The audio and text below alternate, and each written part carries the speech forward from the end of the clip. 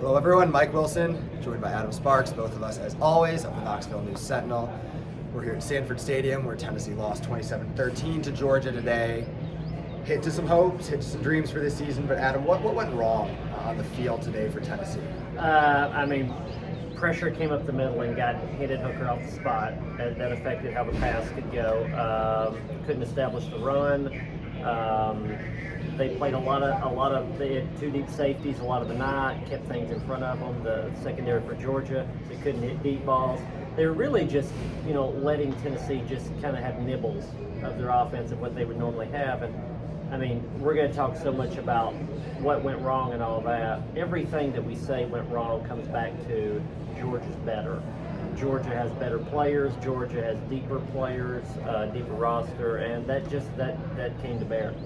What are the issues that are fixable for Tennessee? Obviously the schedule now is Missouri, at South Carolina, at Vanderbilt.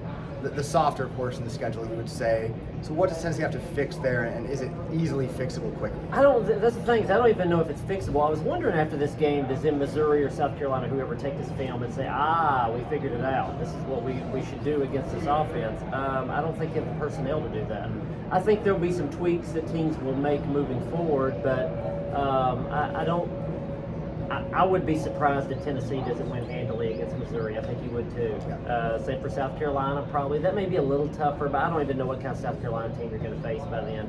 And Vanderbilt, I think, will be a double-digit win. So, don't go too bold there. Double-digit win. Double-digit win. Yeah. Don't be too bold. I think there's three lopsided wins coming up, and I think it's going to look a whole lot like what it did before this game. And as long as they're not playing Georgia. And especially if they're not playing Georgia here, then their outcomes are going to be what they were before. College football playoff, SEC East, all those things were on the table today, as we know. What was the blow that Tennessee took, and can they get back in the picture, I guess, for the playoff? Well, I thought it was interesting that Josh Heupel said, it's going to be a lot harder to get to Atlanta now. Yes, because you're not going to Atlanta for the SEC championship, but the Peach Bowl was in Atlanta, and that's where one of the semifinals are for the college football playoff.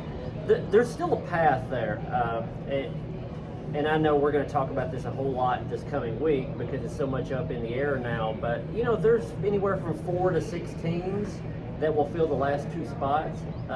Georgia will get a spot, Ohio State or whoever wins the Big Ten will get a spot, and then there's 4 to 6 teams that are fighting for the last 2 spots. Tennessee's in that pool, and so if they just keep winning and winning by a lot these next 3 games, they're just going to have to look around at everybody else, and if enough teams trip up, then they'll be back in there. Stay tuned to Go Vols Extra and KnoxNews for all the latest on Tennessee football as it moves forward into the back month.